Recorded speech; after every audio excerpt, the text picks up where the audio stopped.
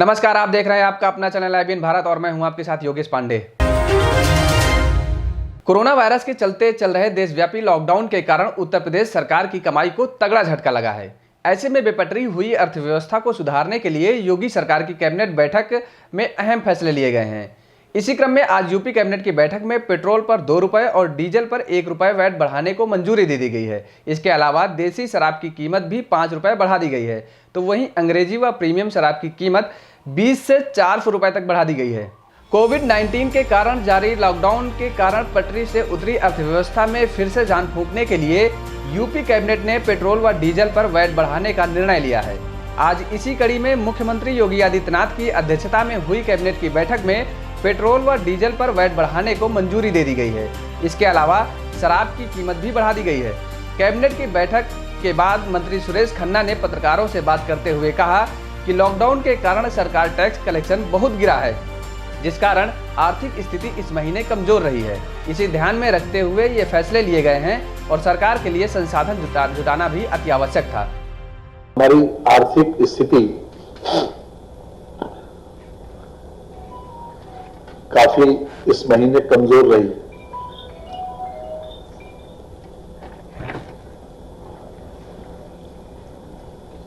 वर्तमान परिस्थितियों को देखते हुए हमारे लिए आवश्यक था कि हम अतिरिक्त संसाधन जुटाएं और अतिरिक्त संसाधन जुटाने की श्रृंखला में आज एक महत्वपूर्ण निर्णय लिया गया है। हाँ जी,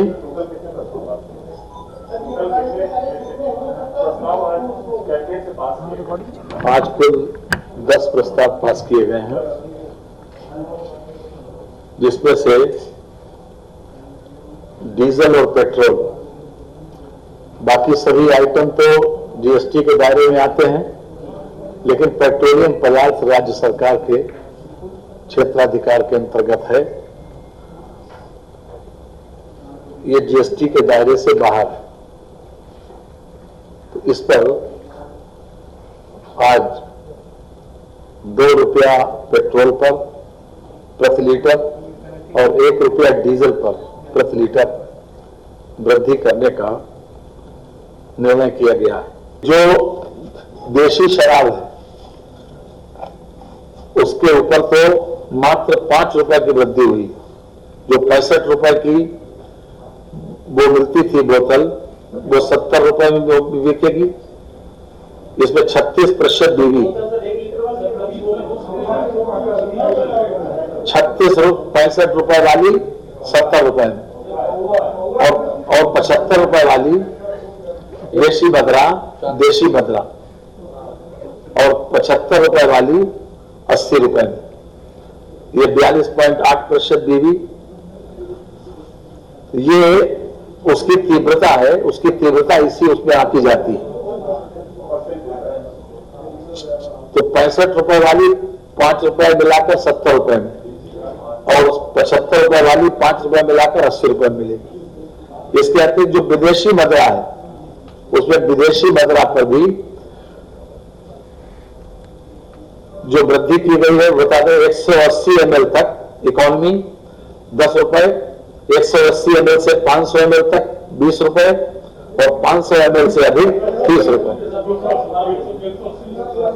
इकोनॉमी में विदेशी मदरा इकोनॉमी में 180 ml तक 10 रुपए, 180 ml से 500 ml तक 20 रुपए और 500 ml से अधिक 30 रुपए। ये वृद्धि की गई। जो वृद्धि है वो वृद्धि का रेट हमने बता दिया आपको। इसके अलावा मीडियम, ये इकोनॉमी क्लास है, अब मीडियम में आइए। 180 ml तक मीडियम में 10 रुपए, 180 ml से 500 ml तक 20 रुपए, 500 ml से अधिक 30 रुपए मीडियम। रेगुलर 180 ml तक 20 रुपए, रेगुलर में 180 ml तक 20 रुपए, 180 ml से 500 ml तक 30 रुपए, 30 रुपीज रेगुलर। और 500 ml से अधिक 50 रुपए। उत्तर प्रदेश की योगी सरकार ने कोरोना योद्धाओं की सुरक्षा संबंधी अध्यादेश को मंजूरी दे दी है। मुख्यमंत्री योगी आदित्यनाथ की अध्यक्षता में आज हुई कैबिनेट के बैठक में उत्तर प्रदेश लोक स्वास्थ्य एवं महामारी रोग नियंत्रण अध्यादेश 2020 को मंजूरी मिल गई है।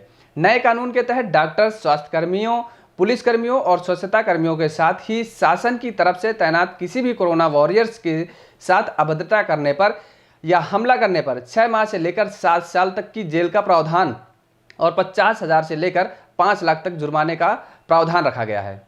मुख्यमंत्री योगी आदित्यनाथ ने आज वीडियो कॉन्फ्रेंसिंग के जरिए कैबिनेट की बैठक के जिसमें नए कानून के तहत डॉक्टर्स, पैरामेडिकल स्टाफ, पुलिसकर्मियों, स्वच्छता कर्मी और सरकार द्वारा तैनात किसी भी कोरोना वॉरियर से अभद्रता या हमला करने वाले के लिए 7 साल तक कैद और 5 लाख तक की जुर्माना की सजा का प्रावधान किया गया है। इसके साथ ही आपको बता दें कि राज्य और जिला स्तर पर महामारी नियंत्रण प्राधिकरण गठित करने का निर्णय भी लिया गया है। राज्य स्तर पर मुख्य सचिव और जिले में जिलाधिकारी इस प्राधिकरण के अध्यक्ष होंगे। पीलीभीत जनपद के थाना न्यूरिया क्षेत्र के ग्राम डांडिया में छेड़छाड़ का विरोध करने पर युवक ने युवती पर बांके से हमला कर घायल कर दिया। आनन फानन में परिजनों ने घायल को जिला अस्पताल लेकर पहुंचे। उधर सिरफिरा आरोपी सुनील अपने आप थाना न्यूरिया पहुंच गया।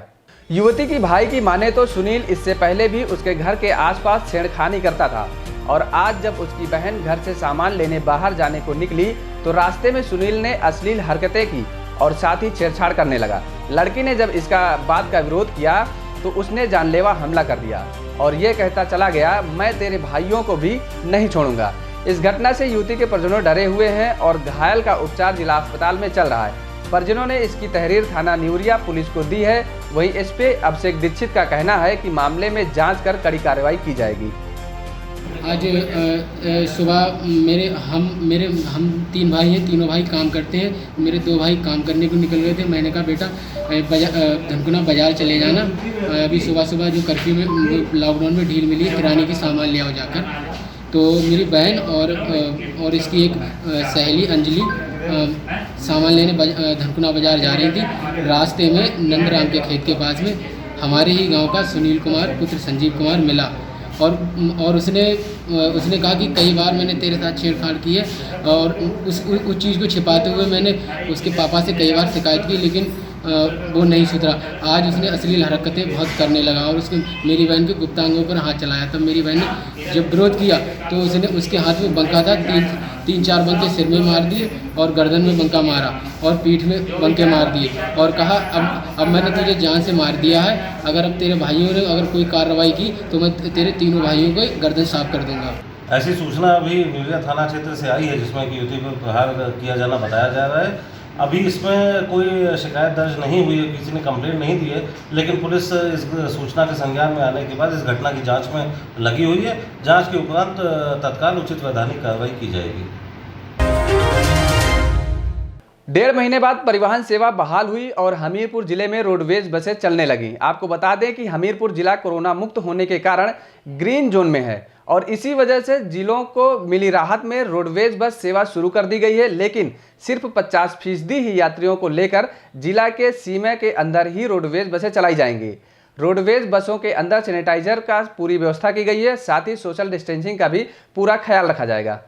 ये हमीरपुर का रोडवेज बस डिपो है और यात्रा के लिए तैयार इस बस को पहले सैनिटाइज किया गया, फिर यात्रियों के हाथों को सैनिटाइज किया गया, तब यात्री बस में सवार हुए और बस सेवा शुरू होने से यात्री भी काफ़ी खुश नज़र आ रहे हैं। कुरारा यात्रा कर रहे हैं हमीरपुर से। मैं कुरारा में दिल्ली राज्य में सरकारी कर्मचारी हूँ और बड़ा अच्छा लगा क्योंकि ड्यूटी करने का मौका मिला और जनता की सेवा करने का मौका मिला और परिवहन निगम का धन्यवाद। पहले कैसे जाते थे आप लोग? पहले हम बाइक से जाते थे कि मेरे पास तो बाइक है नहीं, किसी के हेल्प लेके ऐसे जाते थे। लॉकडाउन के चलते जिले में 22 मार्च की पूर्व संध्या पर सभी रोडवेज बसों का संचालन बंद कर दिया गया था। तब से लेकर सभी बसें डिपो में ही खड़ी हुई थी। हालांकि लॉकडाउन के चलते बसें खड़ी होने के कारण यात्रियों को खासी दिक्कतों का भी सामना करना पड़ रहा था, पर अब शासन से राहत मिलने के बाद आज से रोडवेज बस सेवा शुरू कर दी गई, जिसमें गाइडलाइन का पूरा पालन किया जाना अनिवार्य रखा गया है। के चलाए जाने का प्रावधान किया गया है। इसी क्रम में आज हमारी जनपद में पहली बस जो रात से तारीख हमीरपुर से मौधा को भेजी गई है, उसमें कुल 14 सवारी यहाँ से बैठे हैं। उम्मीद है कि रास्ते में भी कुछ सवारी बैठ जाएगी और जो निर्धारित मानक रखा गया है कि पूरी क्षमता का आधा 50% सवारियों के साथ बसों को रवाना होना है और उसमें अधिकतम 50% ही सवारी बैठेगी। अभी ये सूचना प्राप्त हो रही है कि मौधा में भी कुछ लोग खड़े हैं जो हमीरपुर आना चाह रहे हैं, तो ये जो बस हमारी गई है वह वहाँ से लेकर के लोगों को आएगी। तो इस प्रकार से आज से हमीरपुर जनपद के अंदर बसों का संचालन शुरू कर दिया गया है। संचालन से पूर्व बसों को पूरी तरह सैनिटाइज कराया गया है और चढ़ने वाली सवारियों को उनको भी सैनिटाइज कराया जा रहा है। तो पूरा प्रिकॉशन रखते हुए बसों का संचालन करा दिया गया है। आपको बता दें कि हमीरपुर डिपो से शुरू की गई बस सेवा अभी जिले के अंदर ही चल रही है, जिसमें सिर्फ 50% यात्री ही यात्रा कर सकेंगे, यानी कि 52 सीटर बस में कुल 26 यात्री ही जा सकेंगे। हर बस में सोशल डिस्टेंसिंग का पालन करने और मास्क लगाने के पोस्टर लगाए गए हैं। बस के चालक और परिचालक को सैनिटाइजर दिया गया है, जिससे यात्रियों को सैनिटाइज किया जा सके। मंगलवार को जालंधर से डाल्टनगंज के लिए निकली श्रमिक एक्सप्रेस देर शाम मुरादाबाद पहुंची। इस ट्रेन के 22 कोच में सवार 1188 श्रमिकों को मुरादाबाद पहुंचाने पर भोजन पानी की व्यवस्था रेल विभाग द्वारा की गई। स्टेशन पर अधिकारियों व पुलिस की मौजूदगी में एक श्रमिकों को सीट पर नाश्ता व भोजन पानी की व्यवस्था की गई। अधिकारियों ने स्टाफ का ताली बजाकर उत्साहवर्धन भी किया। मंगलवार की देर शाम करीब 40 दिन बाद मुरादाबाद के प्लेटफॉर्म नंबर 1 पर चहल पहल देखने को मिली। स्टेशन पर पुलिस फोर्स के साथ साथ रेलवे के कमर्शियल स्टाफ को कॉल किया गया था।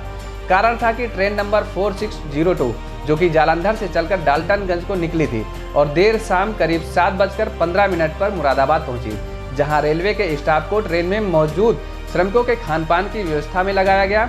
ट्रेन की 22 बोगियों में सीट पर जाकर श्रमिकों को नाश्ता और भोजन पानी दिया गया। 1188 श्रमिकों को जैसे ही भोजन मिला, उन्होंने दिल से रेलवे के कर्मचारियों का धन्यवाद दिया। साथ ही सरकार द्वारा उन्हें घर पहुंचाने के निर्णय का भी धन्यवाद ज्ञापित किया। स्टेशन पर मौजूद रेलवे के आला अधिकारियों ने भी अपने स्टाफ का तालियां बजाकर उत्साहवर्धन किया। जालंधर से डाल्टनगंज के लिए एक रेल प्रशासन द्वारा श्रमिक स्पेशल ट्रेन चलाई गई थी, जिसमें 22 कोच थे। प्रत्येक कोच में लगभग 54 यात्री सवार थे। सोशल डिस्टेंसिंग को देखते हुए कम यात्रियों को इसमें सवार किया गया। एक कोच में लगभग 54 यात्रियों को इसमें जगह दी गई है और ये मुरादाबाद से लगभग 7:30 बजे पास हुई, जिसमें दोपहर में हम सभी स्टाफ को अवगत कराया गया कि आपको 6 बजे स्टेशन पर पहुंच के रिपोर्ट करना है। तो और कोई खास जानकारी नहीं दी गई। हम लोग एट ए टाइम स्टेशन पहुंच के रिपोर्ट किया, जहां पे हमारे उच्चाधिकारियों ने हमें बताया कि ऐसे एक ट्रेन आ रही है जिसमें श्रमिक आ रहे हैं ज़्यादातर, और उनको हमें खाना पानी स्नैक्स चिप्स वगैरह सर्व करना है। उसमें बूढ़े बच्चे महिलाएं सभी तरह के यात्री थे और लॉकडाउन की वजह से बीच में कोई स्टेशन खुला भी नहीं है और कहीं भी किसी तरह का कोई सामान भी नहीं मिल रहा, तो इसलिए उनको कोई परेशानी ना हो खाने और पीने की, तो इसलिए हम लोगों ने आज ये सर्विस स्टेशन पे आके श्रमिकों को दी। जालंधर सिटी से डाल्टनगंज के लिए ट्रेन थी, जिसमें टोटल 1175 पैसेंजर थे। उसमें सभी के लिए हम लोगों ने खाने और पीने की व्यवस्था किया। पानी हम लोगों ने सभी को दिया और खाने का सारा अरेंजमेंट था। उसके साथ साथ बिस्किट चिप्स और भी जो बच्चे थे उनके लिए भी सारा अरेंजमेंट किया गया।